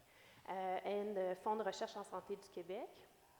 And I just want to tell that Antrodesk gave us some desks to do some testing in the lab, but there is no other conflict of interest regarding the work I'm presenting to you today. So all the results are published paper you can access, so it's no conflicts. So first of all, sedentariness is defined as you currently, you're seated, and if you're probably below 1.5 mets, except if you're very stressed because you're the person after me. And we estimate that 25 to 50% of individuals in Europe and USA and probably Canada are exposed to the risk of sedentary work. And when people say that they have a sedentary occupation, they report that they are seated about 10 hours per day compared to more about 4 or 5 hours for somebody working at a cashier or something else. So probably you have a very sedentary job and you're in the 10-hour group. It's also known that obesity is associated to more seated every day, so 2.5 additional hours are being spent seated. What's problematic about that is that increased premature death, even in individuals who respect physical activity guidelines, is reported if they have a sedentary occupation. So even if you did your jogging this morning, you're at risk right now because you spent 8 hours sitting during the day. And this is especially true for people with heart disease, type 2 diabetes, and obesity. So they are at an even higher risk. They estimate that for every 2 hours per day that you spend sitting on a regular basis, the risk of obesity is increased by 5% and 7% for diabetes. And finally, if you're active but seated, so the morning jogging but day at work, over a period of 12 years, they estimated that the risk of death was 1.4 times higher than if you're not sitting all the time. So that's a big problem. And I did a Google this morning, and I invite you to Google sedentariness on your website, on your Google, because we know Google doesn't pop up the same thing depending on who you are. So I guess I made some research about active desk, but I was very happy to see that in the top pictures that came out, 2 active desks were there. So just try it tonight when you come back home. So active desks are very interesting. If we'll jump in the obesity field after, but in general, we know that they increase energy expenditure 2 to 4 times compared to rest. They also reduce glycemia and insulin resistance, and this to a larger extent than exercise in some studies. So it's very interesting. Systolic blood pressure also can be decreased, especially in hypertensive patients. Cholesterol, and also days without back pain for individuals who have back pain. So many interesting findings. So in the Fit24 network, we decided to go over the literature, and our objective was to report the current knowledge about the benefits of active desk on individuals with excess body weight. So we had about, we searched 5 databases that you have on the slide here. We ended up with about 2,000 papers. We use the search, two-phase search. So in phase 1, we ask questions about desk and active. So those are the 2 components for the first level of search that yields about 100 papers. And then we ask obese or overweight within that search to do a phase 2. And we had 20 papers that came out. It's a very recent field of research, so this is maybe why we don't have huge numbers.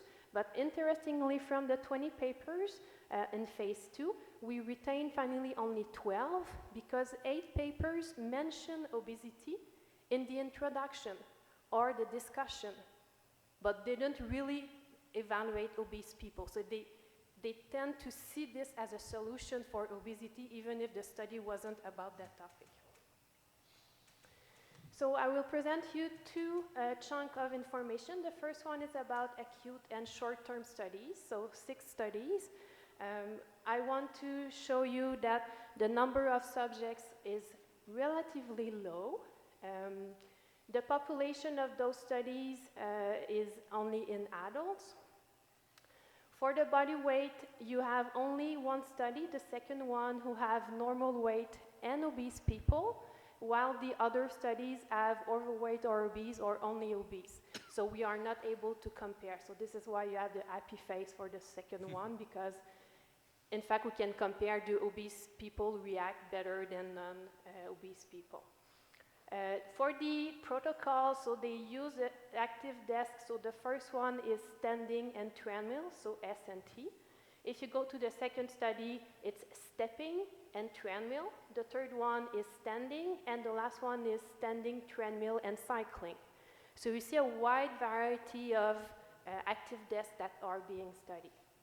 The protocols for the duration was between 20 minutes up to, I've put 5 days because this is really short term, so it's not acute, it's not only one session, but 5 days, it's not long enough to have an impact on body weight. So this is why that study was on that slide. And also the protocol, so some researchers didn't really give information, they just offered treadmills or standing desk and see what people done on it. Other ones said you need to do 30 minutes of activity, 30 minutes seated, and then you alternate throughout the day. And finally, the last paper by Tudarlok, they said to the people that you need to do the active desk 2.5 hours per day. So do it as you want, but 2.5 hours per day. And to use the treadmill at 1 mile per hour.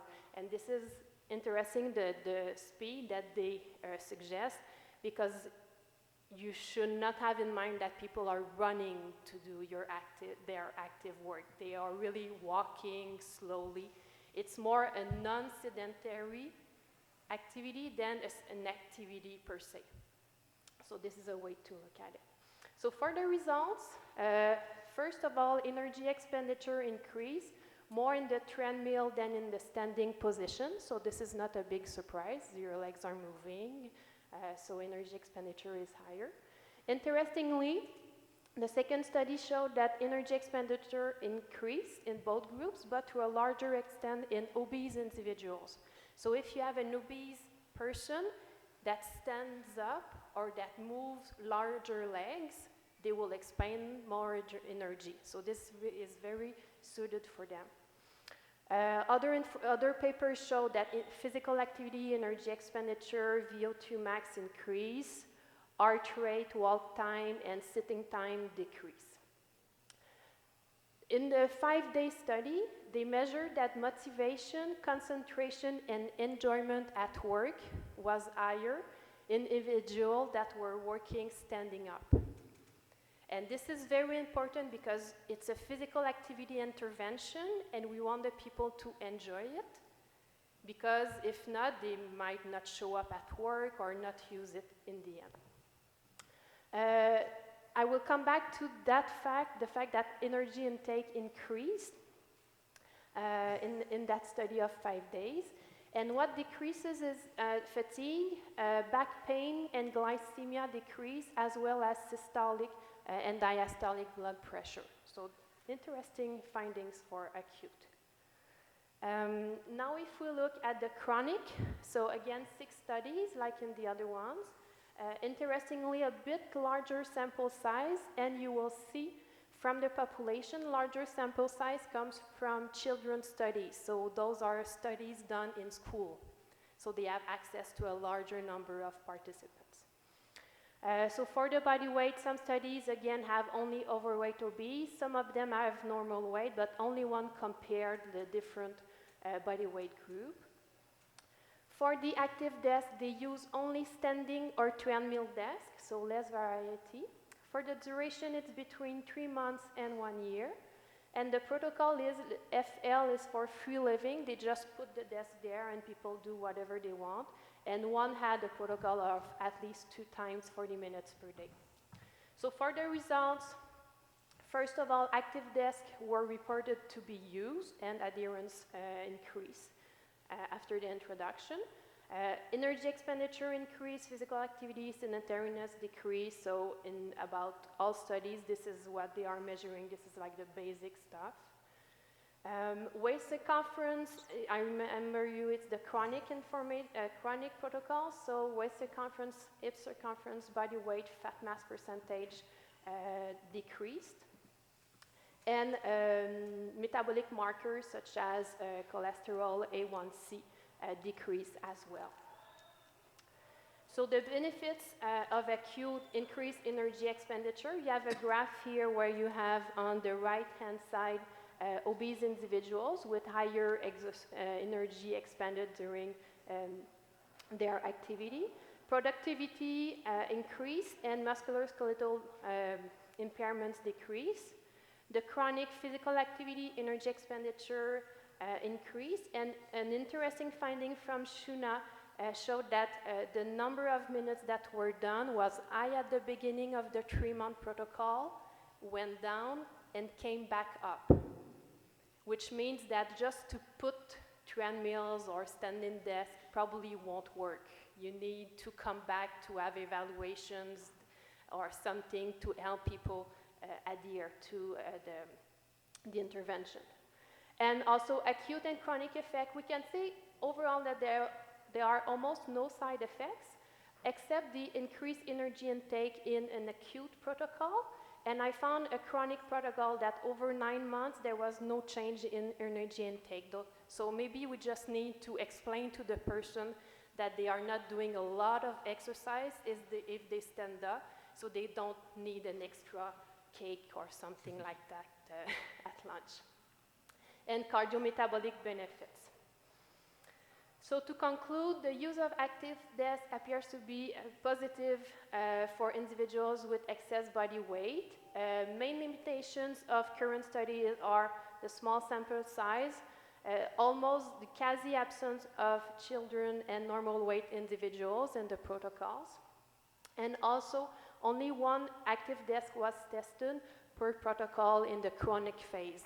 And the question that people have each time I talk about active desk is like, what should I buy? And I'm like, we don't have a study that compared a treadmill compared to standing, compared to cycling. So we need that within the same study and not various studies. And for the future, I think it's going to be interesting to have a bigger N, RCT, and studies that goes beyond 1 year. We need also to address all the fit component of frequency, intensity, the type, and the time, plus the timing. So should you do active desk in the morning, after lunch? We don't know. And monitoring productivity outcomes. So my last slide is a bit to make you dream. Some research showed that productivity increased by 45% when they implemented active desk. That was in a call center. Also, using different indicator, productivity increased by 10%. So this is very something interesting if we can increase the health and the productivity of the individuals. That's a win-win situation. And on the right side, you have the global impact.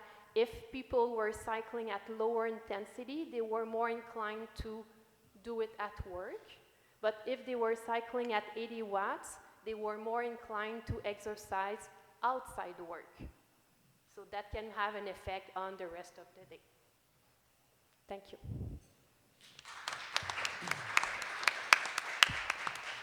Thank you. Do we have any questions from the audience?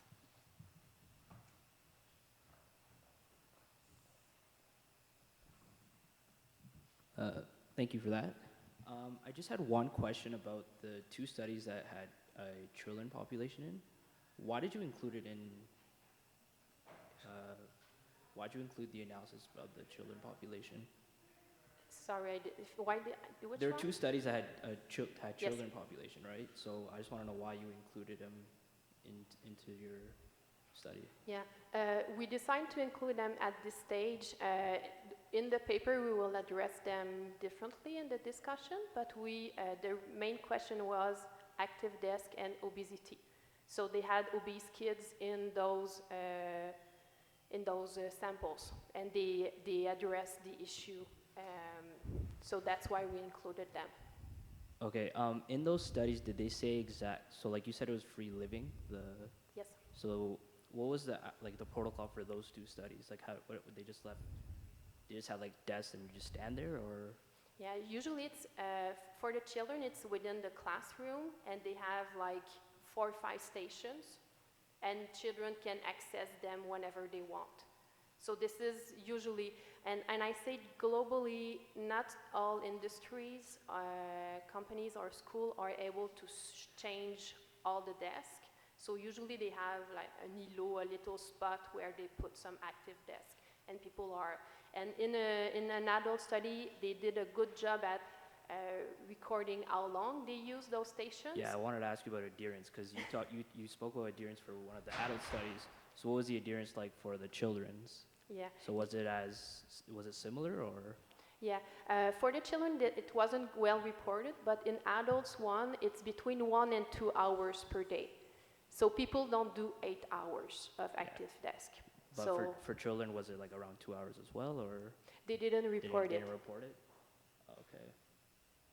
All right, thank you. Thank you. Merci beaucoup. So if you had to choose between one of two policies, and I'm sorry if it's not a fair question, so you either can prescribe 60 minutes of moderate to vigorous physical activity or all day on your standing desk. Which one should we do, or which one do you think would have the bigger health impact? Yeah. If I have to choose, I will pick the 60 minutes of MVPA because we don't know so much about active desk and the health coming out. But maybe in the next years we'll know and we'll move along. But I won't say for sure that the kids need to stand for 8 hours because there are other studies. If you go to the grocery store, the lady wants to kill me because she's standing up and they are trying to have a bench and they are not able to have a bench for very weird reasons, at least in Quebec. So the idea is really to have I think the idea of a food plate that you can pick and do different things, that's going to be the solution. Yeah, Quick. Okay, cool. Thank you very much. This was super interesting.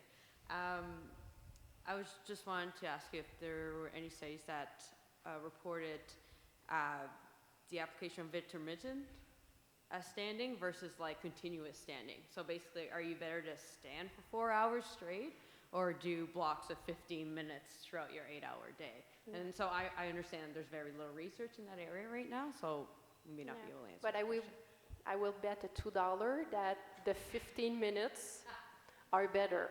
Yeah. And the problem with standing compared to the treadmill and to cycling is that you can be very immobile, very still. So that's the problem when you're standing up, and they have accessories like the mat or the little balls you can put. You need to get moving. So standing is just a little bit better than sitting, I think. But for many reasons, it's easier to do than a treadmill. Yeah, most definitely. I'm not trying to use myself as a case study here, but we do have standing desks in the department where I'm working, and I find myself after standing for about half hour that I'm shifting. So I'm sure my hips and my legs are not appreciating what I'm doing after a while, right? Just because of fatigue. So I mean, that's. Thank you. Thank you. Thank you.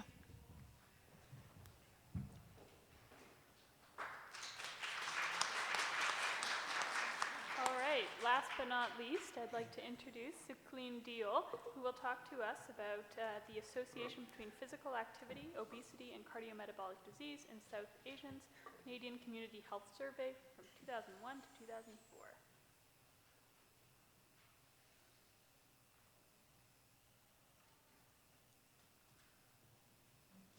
Do you recognize her?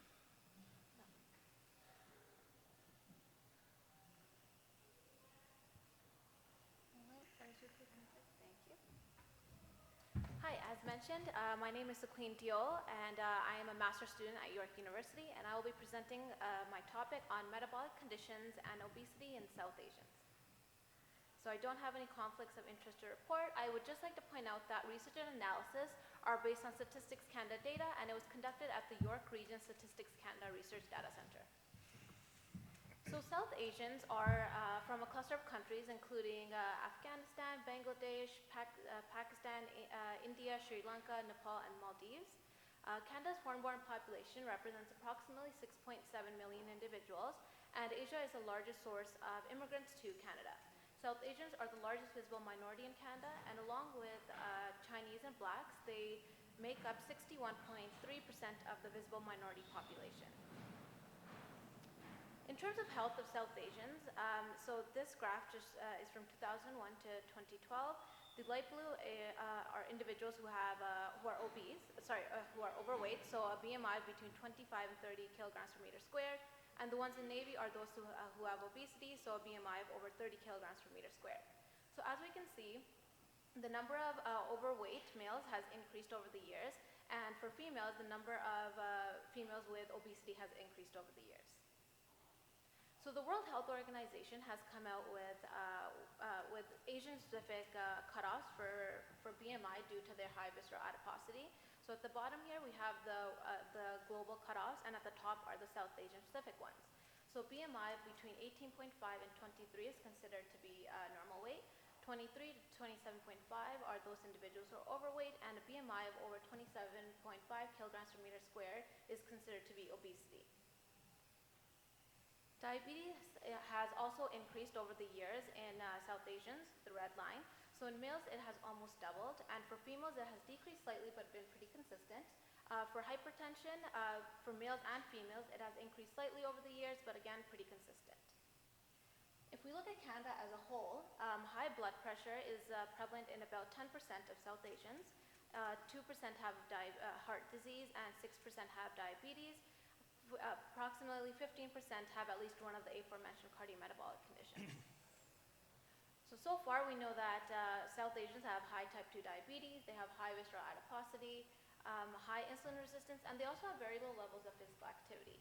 We know that physical activity is very important for the prevention of chronic diseases, and physical inactivity actually accounts for the 20% of the excess risk of coronary heart disease, and it's also an independent risk factor for diabetes. Specifically, in Ontario, again, South Asians are the red line. Inadequate leisure physical activity is very high, approximately 70 to 80%. It has decreased slightly over the years, but again, pretty consistent. Therefore, the objective of this study was to examine the relationship between cardiometabolic conditions and physical activity among South Asians of normal weight, those who are overweight, and those who have obesity, and we used the Canadian Community Health Survey data. So this data set is cross-sectional. They have data from 2000 to 2014. We did combine a bunch of cycles. The sample is everybody over the age of 12 and residents of all provinces and territories.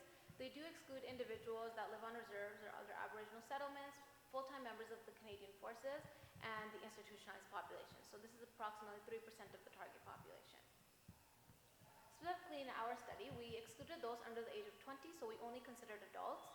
Individuals that did not have information on physical activity or body mass index, and those individuals who did not provide information on cardiometabolic conditions, so cardiovascular disease, hypertension, and diabetes. Our exposure variables were leisure time physical activity, which was categorized into inactive, those who expended less than 1.5 kilocal per kilogram per day, so I'm just going to refer to that as KKD.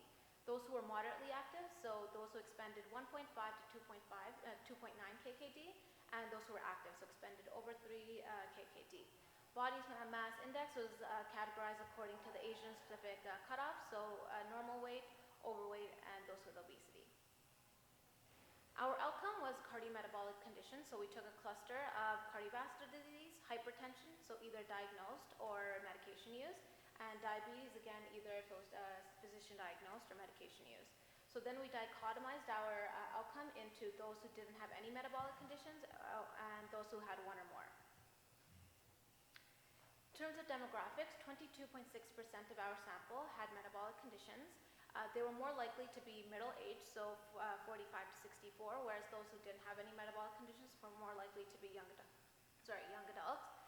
Those with metabolic conditions were also more likely to be married or in common law relationships, and they were more likely to have higher education, and those without metabolic conditions were more likely to be in the highest tier of income. For modifiable factors that are related to cardiometabolic health, those individuals with metabolic conditions were a lot less likely to report their health as excellent or very good, and they were more likely to report over 35 hours of sedentary time per week. So this graph shows you the prevalence of metabolic conditions categorized by BMI. So we can see that those with metabolic conditions were more likely to be overweight, although about half of our sample did fall in the overweight category. And those without any metabolic conditions were more likely to be in the normal weight and obesity categories. If we look at metabolic conditions in terms of physical activity, we see that those with metabolic conditions were more likely to be in the inactive category, and those who did not have any metabolic conditions were more likely to be moderately active or active. So what we found was in the unadjusted model that there was a dose-response relationship. So for each weight category, we see that more activity led to less likelihood of metabolic conditions. However, when we adjusted for age, sex, and other demographics that were significant at the bivariate level, we don't see this dose-response relationship in all of the weight categories. It's only prevalent in the obesity category, where the more activity they did, the less likelihood they had of having metabolic conditions. In the normal weight category, we see that those who were moderately active actually had higher likelihood of metabolic conditions in comparison to our inactive group, and as they became active, their odds went down again. And in the overweight group, we see a J-shaped response. So those who were moderately active actually had the lowest likelihood of metabolic conditions, and then the risk went back up when they became active. So in summary, we see that physical activity is important, but it does differ depending on the weight category that you fall in.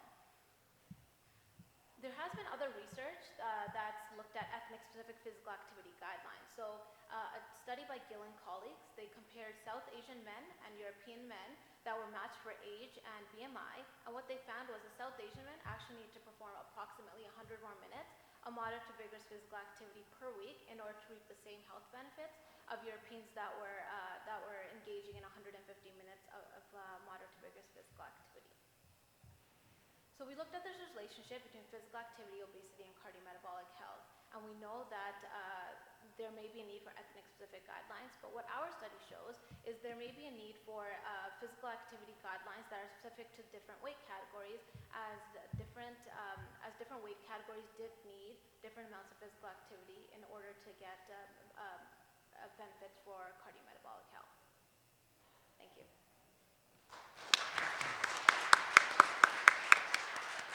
Thank you. Do we have any questions from the audience?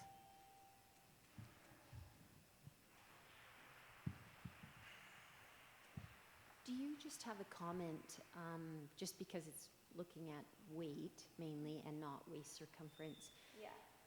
Do you have a comment on how you tailor the interpretation? Well, they are highly correlated, waist circumference and BMI. So I would say in future studies, if we could look at, for example, the Canadian Health Measure Survey does measure waist circumference. So if we could maybe look at more objective measures of physical activity and just weight and waist circumference, I think that might give us a better idea of what's going on with this population. I'm sorry, I might have missed it. What were the numbers in the end? Sorry? What were the numbers, the So sample size? Yeah. So weighted, it was 575,000 individuals. Because it was a Statistics Canada data, we can't take out the unweighted numbers. But and then approximately 44% of the sample was overweight, and 31% was normal weight. So do you have some sort of idea why? Like the I know. why? I mean, the obese seem to make sense, right? Yeah, in the end. exactly, But yeah. the others, like, Yeah, honestly, well, the Harvard alumni study did also show something similar to the overweight category, where there was an optimal amount of physical activity, and then after that, the risk did go back up, but yeah. interesting. Thanks. All right. Thank you, everyone. Big round of applause for all of our presenters.